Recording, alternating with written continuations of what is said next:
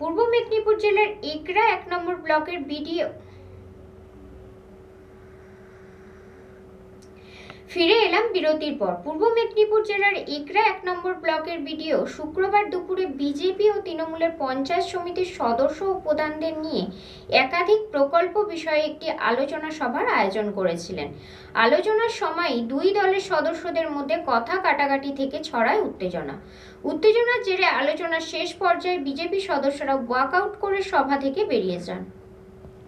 একরা ১ নম্বর পঞ্চায়েত সমিতির সাধারণ সভায় শুক্রবার দুপুরে বিজেপি ও তৃণমূলের পঞ্চায়েত সমিতির সদস্য ও প্রধানদের মধ্যে তুমুল বচসা ও উত্তেজনা তৈরি হয়। একরা ১ নম্বর ব্লকের বিডিও বিভিন্ন রাজনৈতিক দলের পঞ্চায়েত সমিতির সদস্য ও প্রধানদের নিয়ে একটি আলোচনা সভার আয়োজন করেছিলেন। সভায় একরা বিধায়ক তরুণ কুমার মাইতিও উপস্থিত ছিলেন। আলোচনার বিষয়বস্তু ছিল জলজীবন মিশনে কর্মী নিয়োগ, বার্ধক্য ভাতা, রাস্তাঘাট সহ একাধিক গুরুত্বপূর্ণ প্রকল্প। এইসব বিষয় নিয়ে আলোচনার সময়ই দুই দলের সদস্যদের মধ্যে কথা কাটাকাটি থেকে উত্তেজনা ছড়ায়। আজকে আমাদের জেনারেল মিটিং ছিল। প্রতি ৩ মাস অন্তর ব্লকে আমাদের জেনারেল মিটিং। বহুদিন পরে জেনারেল মিটিং। আমি অনেকবার বলেছি ভিডিওতে যে স্যার আমাদের জেনারেল মিটিংগুলো হচ্ছে না, একটু করুন।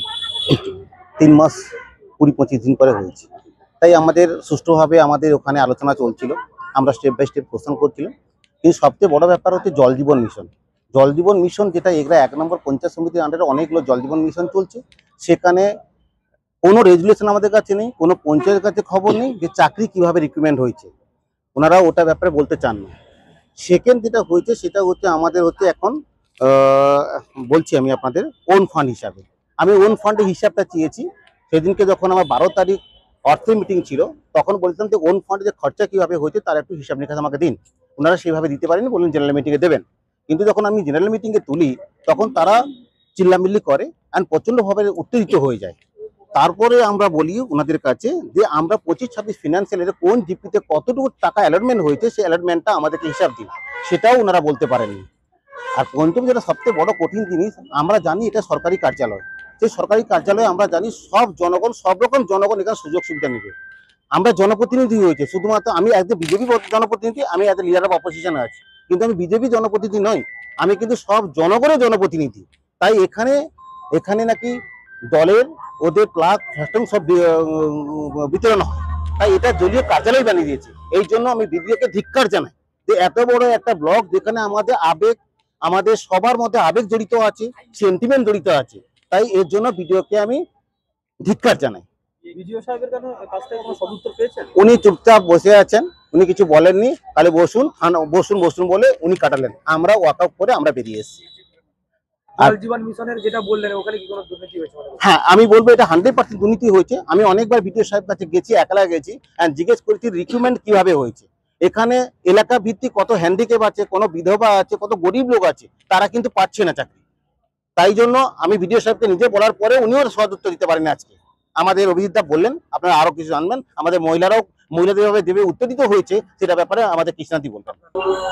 অভিযোগ তো অনেক কিছুই হয়েছে, দুই পক্ষ থেকেই অভিযোগ হয়েছে, কিন্তু এর মানে পরিপ্রেক্ষিতে যেটা উঠে এলো, আমরা যেটা উপলব্ধি করলাম যে উনারা একদম গলা চেঁচিয়ে বললেন এরপরের থেকে আমরা আর কোনো দাবিও মানবো না। মানে আমরা যেগুলো প্রস্তাব রাখতাম উনারা যেইটুকু উনাদের অবশিষ্টটা যেইটুকু দিতেন ওইটুকু আর দেবেন না। এইটাই জোর গলায় উনারা চেঁচে চিৎকার করে বললেন যে এবারে আমাদের দাবি আমরা যতটুকু পাই, আমাদের অধিকার যতটুকু থাকে ততটুকু আমরা। কি অভিযোগ বলতে বিশেষত এই রাস্তাঘাট, বার্ধক্য ভাতা, অনেক বয়স্ক মানুষরা রয়েছেন বার্ধক্য ভাতা পাননি এবারে, আর জল জীবন মিশন, যেগুলো আমরা তো জনপ্রতিনিধি, আমাদের তো কোশ্চেন সবাই করছেন এইসব। আর তাছাড়াও আমরা সবার মধ্যে থেকে আমরা যে মহিলা বলে আমাদেরকে চোখ রাগিয়ে আঙুল তুলে মানে একটা সভার মধ্যে উনারাও ভুলে গেছেন যে উনারা পুরুষতান্ত্রিক বলে মহিলাদেরকে এইভাবে উৎপীড়ন হয়ে চিৎকার করে আপনারা মানে এমনও বলছেন যে ইনি আমার নজরে চলে এলেন। মানে আমরা এই বিষয়টা অবগত হতে পারলাম না, উনার নজরে আমরা কিভাবে গেলাম। মানে এজ এ একজন প্রধান উনি চিৎকার করে বলছেন যে ইনি আমার নজরে চলে এলেন। আমার তো এখানে কিন্তু লাগছে যে উনি আমাকে কোন নজরে নিলেন।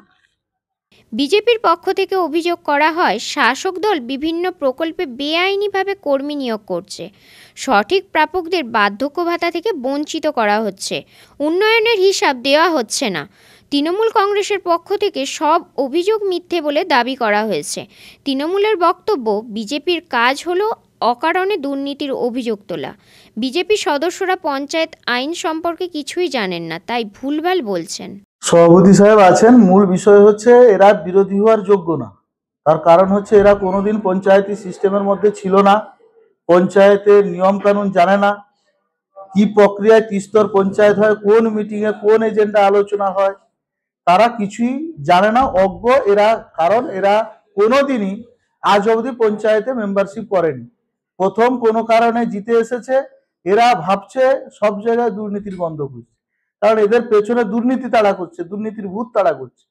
এরা জানে না জল জীবন মিশন কিভাবে নিয়োগ হয়, তার নিয়োগ অথরিটি কি কি পদ্ধতিতে। প্রত্যেক মাসে আমাদের অর্থ স্থায়ী সমিতিতে লিডার অফ অপোজিশন তার মেম্বার, তাকে ফর্ম 27 দেওয়া হয়, তাতে পুঙ্খানুপুঙ্খ প্রত্যেকটা ফান্ড ধরে ধরে হিসাব হয়। তিনি সেই ফর্ম 27 কি সেই বিষয়টাই জানেন না, তো তিনি অভিযোগ করবেন। কারণ যদি একটা সংস্কৃতে কথা আছে, যস্য নাস্তি স্বয়ংপ্রজ্ঞা শাস্ত্রম তস্য করতি কি, লোচনাভ্যাং বিহীনস্য দর্পণং কিং করিষ্যতি। অন্ধের সামনে যদি আপনি আয়না ধরেন, সে আয়না কিছু বুঝতে পারবে না, আর মূর্খের সামনে আপনি শাস্ত্র করলে সে কি বুঝবে। এরা একদম মূর্খ, এরা পঞ্চায়েতের মেম্বারশিপ হওয়ার যোগ্য নয়। স্বাভাবিক কারণে এরা শুধু দুর্নীতির গন্ধ খুঁজে বেড়াচ্ছে, নাকগুলো বড় বড় তো বিজেপি দল, তো এরা কখনো পঞ্চায়েতি ত্রিস্তর পঞ্চায়েতের কোনো সম্যক ধারণা এদের নেই। যে leader of opposition form 27 receive করছে প্রত্যেক মাসে, তার দায়িত্ব সমস্ত বিরোধী মেম্বারদের হিসাবটা পুঙ্খানুপুঙ্খ বুঝিয়ে দেওয়া। আমাদের এনআইটি টেন্ডার হচ্ছে, টেন্ডারের কপি অনলাইনে সাবমিট করা হচ্ছে, তাদের কপি পাচ্ছে, তারপরে বলছে কোন জিপিতে কত টাকার কাজ হয়েছে। তার মানে এদের কিভাবে বোঝাবেন আপনি? অনলাইনে কাগজ দেওয়ার পরে ওরা যদি কাগজ না পড়তে জানে, এস্টিমেট যদি না বুঝতে পারে, ক্রেডেন্সিয়ালকে যদি কুডেন্সিয়াল বলে, এদেরকে কি বলবেন? তো অতএব এদের অবান্তর প্রশ্ন জনগণ জানে, এক অবাঞ্ছিত লোকজনকে ভোট দিয়ে ভুল করেছে, তার ফল ভোগ হচ্ছে, আর এরা হতাশার জায়গা থেকে এই সমস্ত কথাবার্তা বলছে। উত্তেজনার জেরে আলোচনার শেষ পর্যায়ে বিজেপি সদস্যরা ওয়াকআউট করে সভা থেকে বেরিয়ে আসেন। আজকে জেনারেল মিটিং ছিল এগরা 1 নম্বর প্রশাসন দপ্তরে। জেনারেল মিটিং এর সব যা যা আলোচনা হওয়া দরকার সবকিছুই হচ্ছিল। প্রত্যেকটা বিষয়ে স্পেসিফিক বিষয় নিয়ে আলোচনা হচ্ছিল। বিডিও সাহেবকে আমরা প্রত্যেকটা বিষয়, যেরকম আপনার কি বল প্রকল্পগুলো, সব তথ্যগুলো উনি ঠিকঠাক করে দিতে পারেননি। বিশেষ করে বার্ধক্য ভাতার ক্ষেত্রে আমি স্যারের কাছে প্রস্তাব রেখেছিলাম যে স্যার, একটা বার্ধক্য ভাতা হচ্ছে কি হচ্ছে না, একটা 60 ঊর্ধ্ব আপনারা জেনারেট করে দিয়েছেন, কিন্তু যারা 80 ঊর্ধ্ব তারা পাচ্ছে না, যারা প্রাপ্য তারা পাচ্ছে না, 60-এর নিচে যারা তারা পেয়ে যাচ্ছে। উনি কোনো উত্তর দিতে পারেননি। প্রত্যেকটা বিষয়ে এরকম জল জীবন মিশন, প্রত্যেকটা বিষয়ে জল জীবন মিশনের সাথে রিক্রুটমেন্ট হয়েছে, সেই রিক্রুটমেন্টগুলো কিভাবে কি হচ্ছে কোনো উত্তরই উনি দিতে পারেননি। এবারে উনি বলছেন যে প্রত্যেকটা স্থায়ী সমিতিতে এই বিষয়গুলো মিটিং হয়, সেখানে জেনে নেবেন। সেখানে জানা আমাদের সবার অধিকার আছে। আমরা এজ এ প্রশাসনিক দপ্তরের একজন প্রতিনিধি, আমাদের সবার অধিকার আছে প্রত্যেকটা বিষয় জানার, কিন্তু উনি বলছেন যে সংশ্লিষ্ট স্থায়ী সমিতির দপ্তরে সেখানে জানবে। এরকম প্রত্যেকটা বিষয় উনি কোনোটাই সদুত্তর দিতে পারেননি। তাছাড়া প্রশাসনিক দপ্তর আর দল দুটো যেন এক করে ফেলেছে, সেই বিষয় নিয়ে অনেক হট্টগোল হয়। লাস্টে আমরা ওয়াকআউট করে বেরিয়ে আসি।